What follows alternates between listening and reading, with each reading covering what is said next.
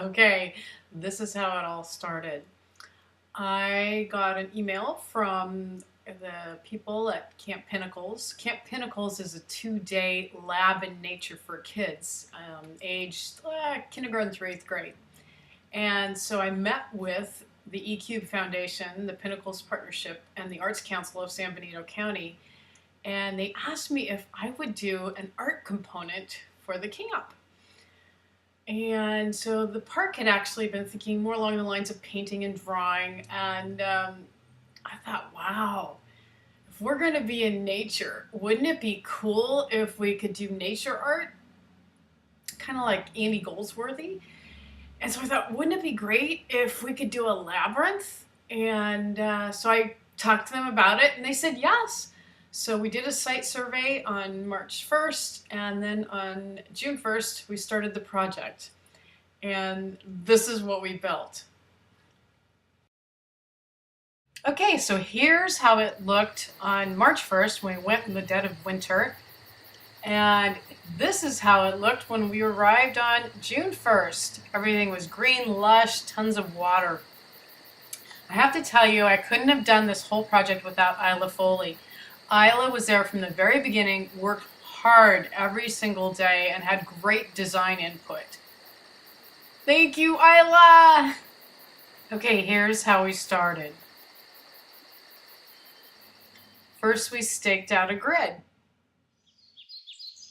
Then we laid out the stones so that they just have a basic map with which to follow. I didn't care if they stayed in the lines. As long as they started creating, that was fine with me. I didn't get a lot of pictures from this very first group because everything was so new to me.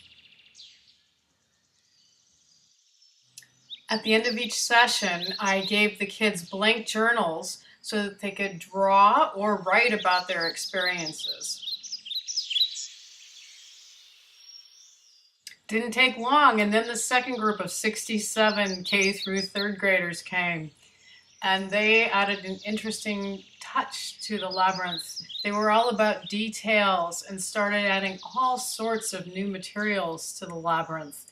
Moss, sticks, all kinds of cool things, and the labyrinth grew.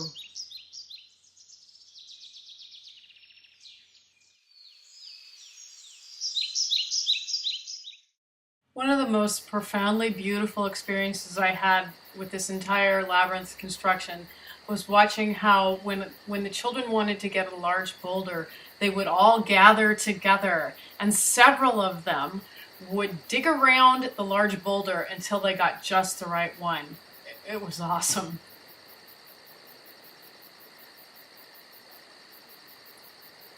So now it's starting to look like a tiki torch. And in fact, one of the kids wanted to light them all on fire. I told him we couldn't do that. But this one gal created a gate with her moss stick. And then from then on, everyone had to identify themselves before they passed. They really morphed this into a wonderful experience. And at the very end of this session as well, the kids got together and they journaled and they sketched, some of them inside the labyrinth.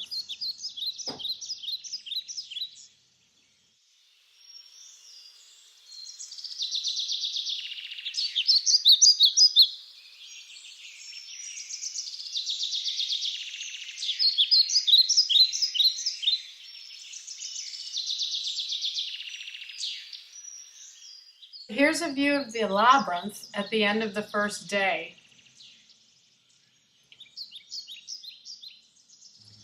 I headed back to the barn and took a rest and stared at my favorite mountain.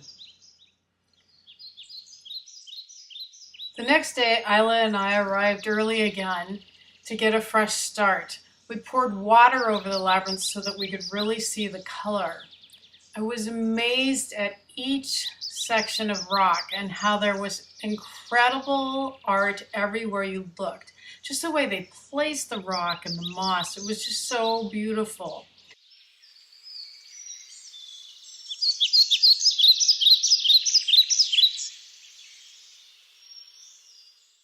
Everywhere I turned, There was another section of the rock that just delighted me.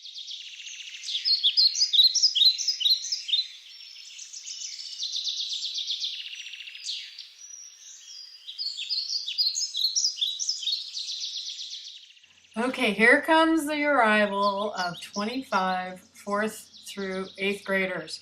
And these guys were in get her done mode. They were all about making it bigger and better. It went from a 16-foot by 16-foot creation to over 100 feet, all the way down to the river. These guys brought huge rocks and they created moats and traps and more intricate designs. They were amazing. And just watching them was a true joy. So what you're seeing now is an entirely new entrance to the Labyrinth. And what you're about to do is take a walk with me through this labyrinth. As we're walking this, I was reminded of the last night we were there.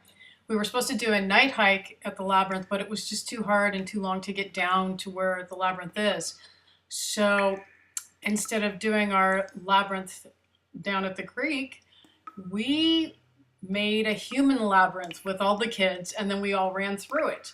It was a kick, and I think they really enjoyed it because at the very end of the session, when they asked what they learned, they built themselves another human labyrinth and ran through it. It was just very cool.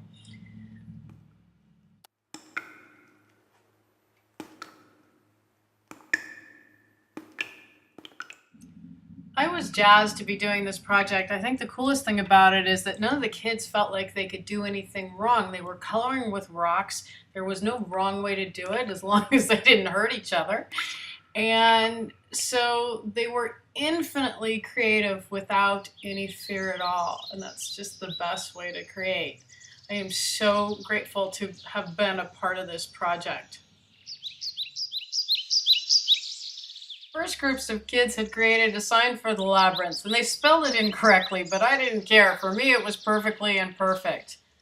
A group later came by and corrected the spelling.